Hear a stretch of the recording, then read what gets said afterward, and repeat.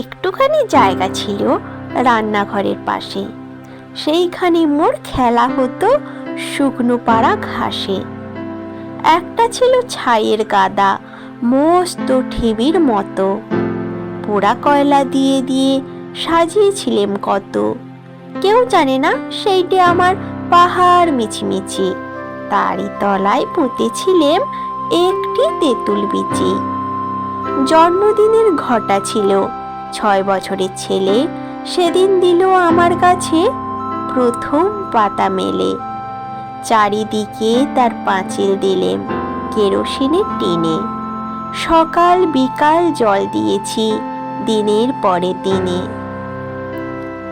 জলখাবারের অংশ আমার এনে দিতেম তাকে, কিন্তু তাহার অনেকখানি লুকিয়ে খেত কাকে। দুধ চা বাকি থাকতো দিতেম, জানতো না কেউ সে তো। পিঁপড়ে খেত কিছুটা, তার গাছ কিছু বা খেত। চিকন পাতায় ছেয়ে গেল, ডাল দিল সে পেতে। মাথায় আমার সমান হলো 2 বছর না যেতে। একটি মাত্র গাছ সে আমার, একটুকু সেই কোণে। চিত্রকূটের পাহাড় তলায় সেই হলো মোর বোন।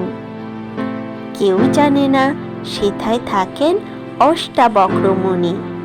মাটির পরে দাঁড়ি গড়ায়, কথা কন্যা উনি।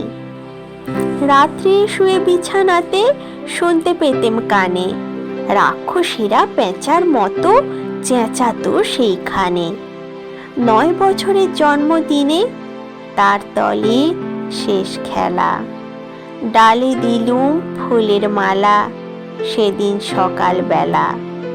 বাবা গেলেন মুন্সিগঞ্জে রানাঘাটের থেকে। কলকাতাতে আমায় দিলেন পিসির কাছে রেখে।